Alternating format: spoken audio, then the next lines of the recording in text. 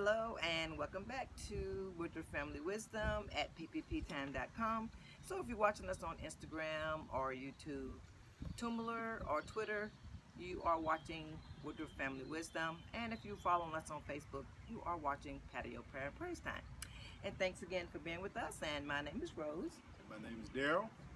And today we were just going to do a little follow-up to see how you are doing with your apples to apples. And we also want to share the main scripture that God gave us, the reason why we were doing apples to apples. And, you know, it would just follow up from our lesson, from your abilities to financial freedom. Go back and visit those videos, 5 steps from your abilities to financial freedom. And then we did apples to apples because of the scripture that we're getting ready to share right now. We want to make sure that we're being good stewards over what God has given us. Right. Just to recap a little bit from that, we found that God was telling us, look, you have to be just, which means integrity, but you also have to be faithful. So dealing with that little faithfulness piece, he said, if you're faithful in little, you'll be faithful in much, right? He that's unfaithful in little will be unfaithful in much. So with the mentality that God has and us increasing through the kingdom, why would he increase you just to be unfaithful?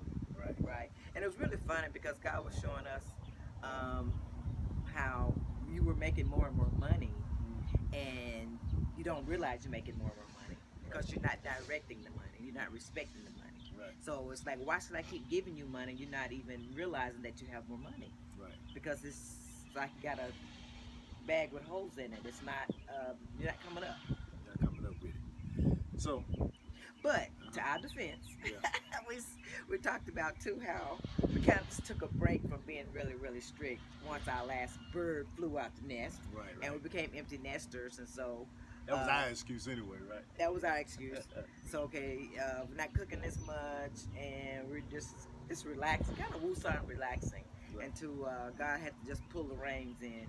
Because, you know, we got another season to go. You know, that was just one season, raising kids, right? Right. So you have this other season that you're looking forward to, and that's retirement. Right. So let's go. So, and in our minds, retirement means becoming your own money, right? Right. Instead of working for someone else, you cease to work for someone else and you start working for yourself. And you really could start that while you're working for someone else, or do it as soon as possible. It really depends on you. God said he's extraordinarily patient to you. To us, in other words, he said the patience is on our end. The quicker we put these principles in the line, you know, faster we can move on. So, you know, the Spirit of God is so wonderful. He'll show you things to come, right? And sometimes you're shooting for what's coming, and that's for a season. And God's trying to get you women now. I'm showing you things to come, and it's for a point in time. But be diligent about where you're at. Right? You know what I mean? The Bible says, examine yourself to see whether you be in the faith. So where are you right now, and how to be faithful right now where you're at. And so as we were sharing this message, we thought we'd get into other things that God showed us. And it's probably coming. Yeah, it's probably coming. It's coming. But anyway, we dove deep into this faithfulness, and God began to show us more money that was going out the back door. But you know, the one script that we never did mention, and it was the one that stuck out to me, and it was the one about who would build a house without first counting up the cost to see if we have enough to finish it. And that just kind of remind me of us, or someone living. You know, you live in life, right, to get to retirement, and then to heaven, but who don't count up the cost to see if you got enough to finish your life? So that's your retirement, or what you put in. Game plan, right? Yeah, you got to make sure that you have enough to finish life. It's really fun. Remember that commercial? I forgot the name of the lady on the commercial. She had a financial planner, right? And so she had planned for her to have so much money when she got 100, and she said she never ran out of money. She just kept on living. I forgot what commercial that was. I forgot how old she ended up being, but she's like, I never ran out of money, so I just kept on living. Yeah. So how cool is that? That's cool. Never run out of money. Never have retirement debt. Right. And you still have your quality of life and living. Yeah. But let's just go ahead and jump into it and give you the biblical reason, and the reason why I went into the natural reason. Because I love it how Jesus is so he's not so heavenly minded. That he's not no earthly good. Actually, He operated in both realms. Both realms. Yeah, he had the ultimate physical and natural life that we should live, as well as the kingdom. Actually, he said, "My will be done on earth as it is in heaven." So really, the kingdom way of living on earth is the way you're supposed to be living in the first place. Is he right? Right. So he's our example of how to live, and he taught about efficiencies in business, money, everything. Right? And think about it. If it was going to be all spiritual, why would he give Solomon all that knowledge to operate on earth? Right. Why? Just why? Right. Okay, but I'm, we can move on. Okay. It's just a thought. In John 6, verses 5 through 13, and I'm reading out the King James Version, it reads, and this is the miracle of the fish and the loaves. Fish and the loaves, okay. When Jesus then lifted up his eyes and saw a great company come unto him, he said unto Philip, "Whence shall we buy bread that these may eat?" And this he said to prove him, for he himself knew what he would do. That's powerful in his own self, right? God knows the plans that he has for you and what he's going to do. Yeah. Philip answered him, 200 penny worth of bread is not sufficient for them, that every one of them may take a little. One of his disciples, Andrew, Simon Peter's brother, said unto him, there is a lad here, which have 5 barley loaves and 2 small fishes. But what are they amongst so many? And Jesus said, make the men sit down. Now there was much grass in the place, so the men sat down, in number about 5,000. And Jesus took the loaves, and when he had given thanks, he distributed to the disciples, and the disciples to them that were set down, and likewise of the fishes as much as they would. When they were filled, he said unto his disciples, gather up the fragments that remain, that nothing be lost. I just want to say that part again. When they were filled, yes, gather up the fragments that remain, that nothing be lost. Therefore they gathered them together and filled 12 baskets with fragments of the 5 barley loaves, which remained over and above unto them that had eaten. I think first it's very important to make a note of that Jesus had the money, but they was just too far. See, a lot of times we wait and we believe in God for a miracle after we've been. So don't wait and be frivolous and believe God for a miracle. Yeah. Jesus didn't need a miracle if they would have been close enough. Right. But because they wasn't, he could provide the miracle. I mean, if you just look at his life, right? They had plenty of money.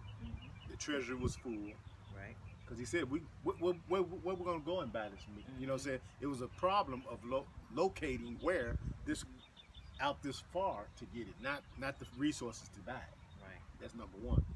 And then I'm looking at it from a health standpoint. We know Jesus healed the sick, raised the dead, cast out devils, and everything else. But he didn't do any of those challenges toward himself until he took on our sins, our sickness, our disease, and death for us. That he rose from the dead because he lived a life efficient, wasn't sick, you know what I'm saying, wasn't broke. And so he didn't need miracles for his life, you know what I'm saying? Right. So that's powerful. But we want to focus in on the fact that this is, like we said, a follow-up from apples to apples. Because a lot of times, just as the disciples went back and gathered 12 baskets, God was telling us to go back and look at our service providers to see what we were leaving behind. And so we just kind of passed that word on to you. So as you go back and look at your service providers, your insurance providers, your electric companies, your cell phone providers, and to see how much money you may be leaving behind by comparing them apples to apples. And so that was the reason why we did the lesson, to just see how you were doing with that, because we went back and we looked, and we had been with the electric company for 15 years, maybe longer than that, and they was always good. They always had low rates, but because we had to be faithful with this little, we started shopping around. We had to start shopping around, and when we shopped around and we found someone that was less, because we've been faithful with our little, we went ahead and changed. Right. And even with some of our insurance, and which we seem like from time to time we do that. And we would share it on one video how we was going through some things, and God gave me to do that, and we had freed up over $1,000 in our budget just by going back shopping and doing apples to apples, right, and different things like that. So we wanted to make sure that you're doing your apples to apples and not leaving any fragments behind, because Jesus saw those fragments. He said he don't want nothing wasted. He don't want you to waste your money. Don't waste money. If there's other monies, if there's other companies that are less than the ones that you have. Right. I think it's significant to go back to understand, just to revisit just a little bit of where this started, because before we got into faithfulness, God began to tell us about making a systemic change to operate by cash, and to owe no man nothing but to love him. In other words, stop using debt. And so you had to become cash heavy to make the systemic change, to be prepared to deal with, defend against the things that try to put you at a deficit. You know what I'm saying? So you have to be cash heavy. And the first thing you have to do is recover all your cash, right? Recover as much cash as possible. So with that in mind, if you're trying to increase your savings and have monies to defend as well as to grow, you can't have money going out. You got to be able to get those frags. So a couple of things that we did is we went back and looked at the light bill, right? And when you're comparing apples to apples and you're looking at the rates per kilowatt hour, there's a fee involved in there that you have to also understand whether or not they're taken out of that. Some retail electric providers include that fee, the TDSP, which is the Transmission and Distribution Service Provider fee. It's included in that kilowatt. It's included in the kilowatt, which makes the kilowatt per hour higher, and then some people don't have it in there, and it makes theirs look lower. So make sure that you're comparing apples to apples, and when you talk to the potential service provider, ask them, is that fee included? Because they'll quote you real low, but one got the fee in and one doesn't. I hope I made that clear. So anyway, when we shopped around, we was able to find, 3 or 4 cents less apples to apples situation, because understand, electricity is electricity no matter who provided it. The electricity provider in this area, right? And ERCOT is the governing regulatory over it. Yeah, but they run it. ERCOT is telling Encore what to do. Right. They provide the electricity. But anyway, we want to make sure that you're going back, just like Jesus sent the disciples back to gather the fragments. Go back, look at yours, and gather. Right. Now, what I like is this, though. He didn't sacrifice them being filled. Like, we're not saying cut back and, sometimes when people think about a budget and things of this nature, you cutting. We're just talking about money going out the door that you could be shopping around doing better. Less money going out. Less money going out the door. Now, you should have a budget, but what I like about what Jesus said here, he said, after they were filled. Because sometimes as you increase in your finances and your career goes on and your business increases, you get full and you get the desires of your heart and everything else, but you still should have this foundation of not being wasteful. That's why it's good to go back and watch those 5 steps of your abilities to financial freedom. We kind of go over all the budgets, and we go over more things leading up to financial freedom, because God said, who will be faithful with little will be faithful with much. Right. So he already know if you're going to be frivolous or not. Right. Now let's look at a goal. I'm going to share 2 scriptures with you, just some things that God dropped in our spirit. We ready to move on to that? in Ecclesiastes 7:12, it says, "For wisdom is a defense, and money is a defense. But the excellency of knowledge is that wisdom giveth life to them that have it." Now, this is significant because money has the potential to be a defense, but if you don't have wisdom, it won't be a defense, nor will it have life or enhance your life. So let's read it again. Wisdom is a defense. Yeah. We already know that we always say money is a magnifier. Money is a magnifier. So whatever you're doing now, it can make your life worse. Right. You don't have wisdom. Right. And not only that, not having wisdom, you can get caught up in all the trinkets of life and never get the treasures. Right. Or never turn monies into assets, right? We were just talking today about how blessed we've been to retain our first home we had built from the ground, and we've been renting it out all these years. But all of a sudden in this housing market, people want to give us cash money for the house over more than double than what we paid for it or what it was the initial price for it.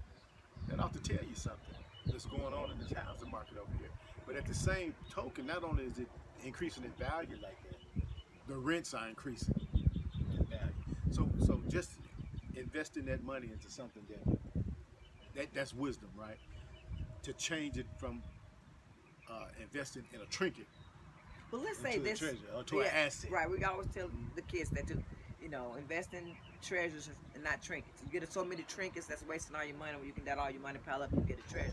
Mm-hmm. But let's say this for the young people, because I don't remember where we got this information from.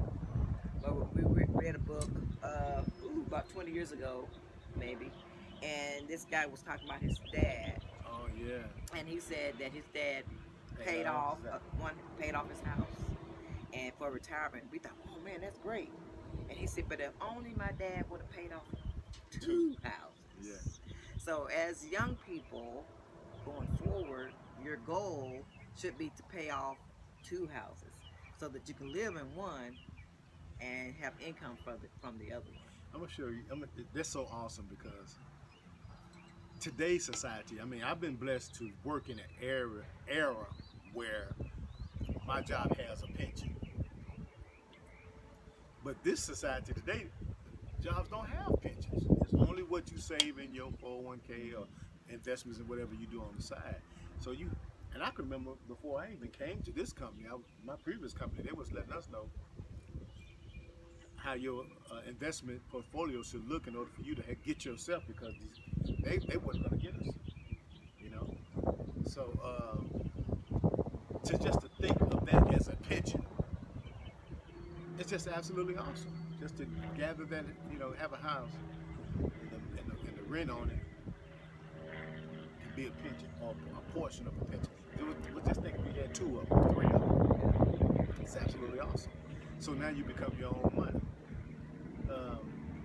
So money is a defense if you have the wisdom to turn it into defense. But not only should it defend, to me, offset things that go, like you have to reinvest in your property to keep the value up. You have to defend against it deteriorating. You have to defend against things going down. But it also adds life, so you can enhance it, and you enhance your own life, and vacations and better quality of foods, right? It gives life. So, for wisdom is a defense and money is a defense, but the excellency of knowledge is that wisdom giveth life to them that have it. And then in John 10:10, the thief cometh not before to kill, to steal, and to destroy. With that carnal mind that's enmity against God, influenced by the enemy, you'll see that your life line, and you're stealing and killing yourself. Your money not doing what it should be doing in your life. But Jesus said, I come that you may have life and have it more abundantly. One translation says to the full until it overflows.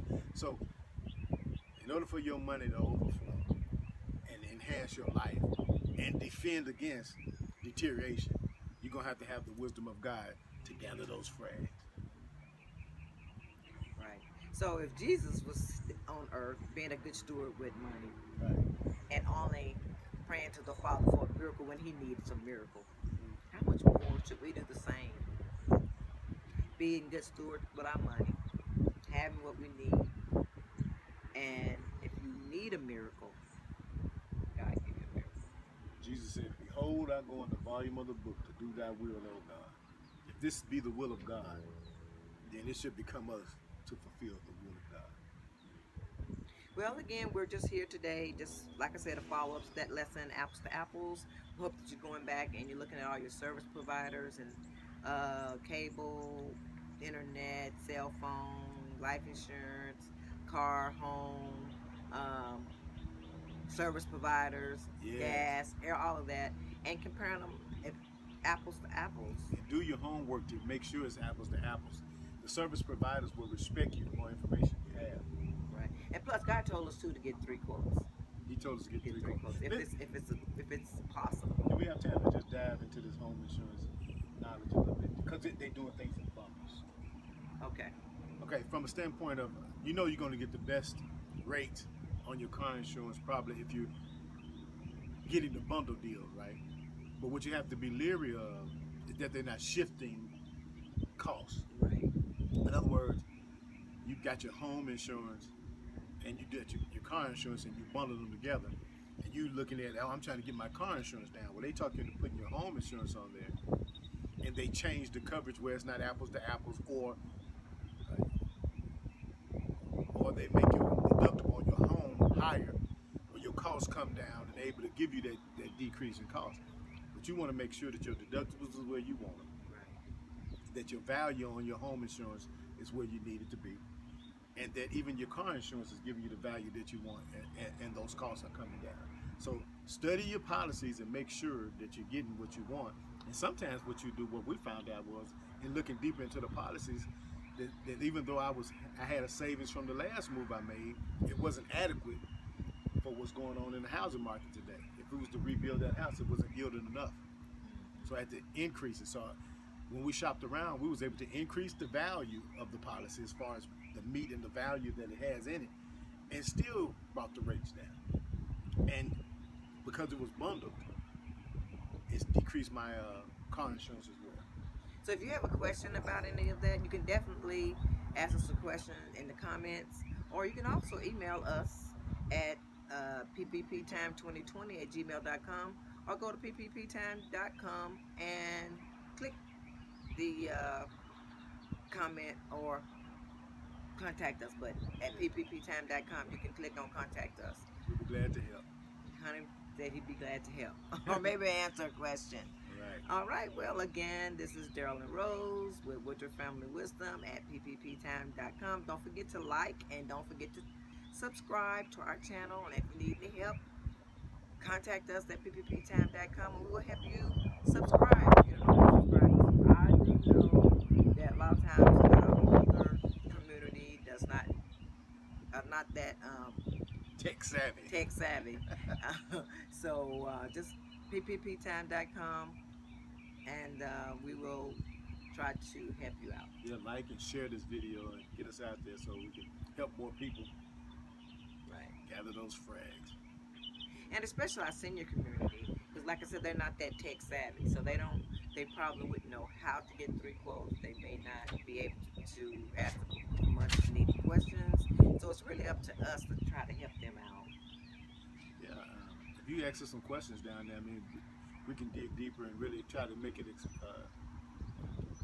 give you a plan to be able to go in and to talk to these providers, get your quotes, 3 quotes, and 3 estimates, whatever you do. Yeah. All right, and remember that you are happy, healthy, wealthy, fit, and forgiving. God bless.